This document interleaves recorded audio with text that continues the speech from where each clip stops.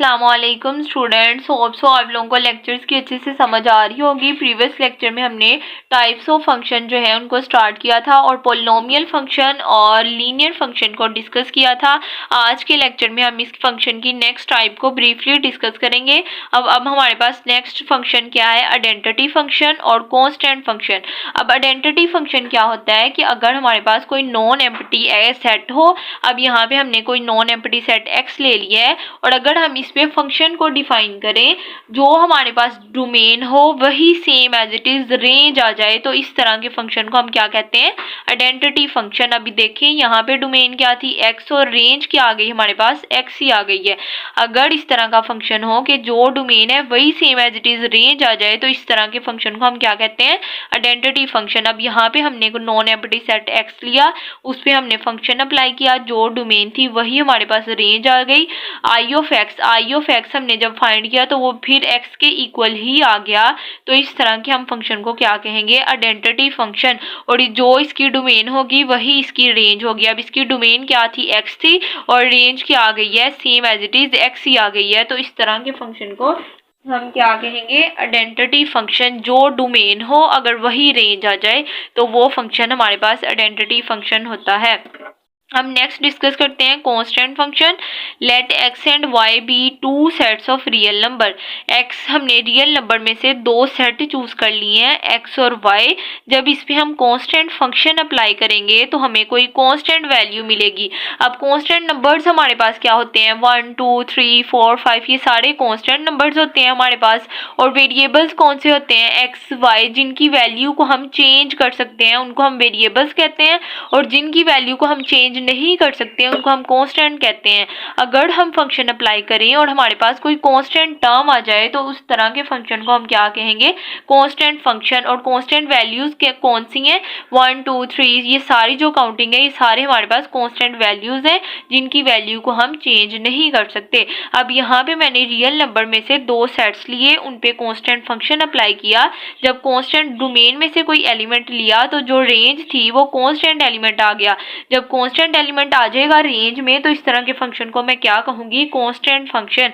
और अब इसकी एग्जांपल देखते हैं कि हमने रियल नंबर में कोई एलिमेंट लिया, उस पर हमने फंक्शन को अप्लाई किया, कांस्टेंट फंक्शन को अप्लाई किया, तो कोई हमें रियल एलिमेंट मिल गया, 2 मिल गया। अब ये कांस्टेंट एलिमेंट है, इसको आप चेंज नहीं कर सकते हो। अगर एक्स वाई होता तो उसकी वैल्यूज को हम चेंज कर सकते हैं, लेकिन अब यहाँ पे कांस्टेंट वैल्यू आ गई है, इसको हम चेंज नहीं कर सकते, तो इस तरह के फंक्शन को हम क्या कहते हैं, कांस्टेंट फंक्शन। अब इसकी डोमेन जो होती है वो भी रियल नंबर में लेते हैं, और जो रेंज होती है वो हमेशा सिंगलेटन सेट होता है। सिंगलेटन सेट जो जिसमें सिर्फ एक एलिमेंट होता है, ठीक है, इस तरह के सेट को हम क्या कहते हैं, सिंगलेटन सेट। अब ये 2 3 4 कोई भी इस तरह का आंसर आएगा तो ये सारे क्या कहलाएंगे, सिंगलेटन सेट कहलाएंगे। मतलब कि सिंगल सेट के वो वाला सेट जिसमें सिर्फ एक एलिमेंट होगा, ठीक है, उसको हम कहते हैं सिंगलेटन सेट। अब ये नेक्स्ट है हमारे पास रैशनल फंक्शन। रैशनल फंक्शन क्या होते हैं कि ऐसे फंक्शन जिसको हम p ओवर q की फॉर्म में लिख सकते हैं उसको हम कहते हैं रैशनल फंक्शन, और जिसको p ओवर q की फॉर्म में नहीं लिख सकते उसको हम क्या कहते हैं, इररेशनल फंक्शन कहते हैं।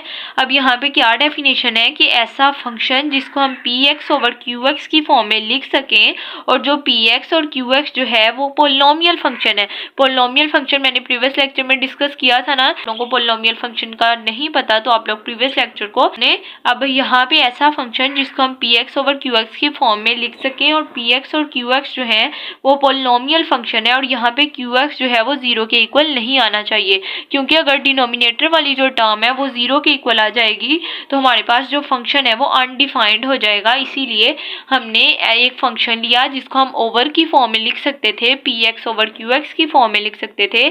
वहाँ पे हमें बताया कि जो px और qx है वो पोलिनोमियल फंक्शन है, और qx जो है वो 0 के इक्वल नहीं होना चाहिए। इस तरह के हम फंक्शन को क्या कहते हैं, रैशनल फंक्शन। अब इन सारी फंक्शंस की आप लोगों ने याद रखना है कि rational function, polynomial function, linear function, identity function, इनकी डोमेन क्या होती है, इनकी रेंज क्या होती है। ये चीज़ें एमसीक्यूज में पूछी जाती हैं कि रैशनल फंक्शन, पोलिनोमियल फंक्शन, इनकी डोमेन बताएं, इनकी रेंज बताएं।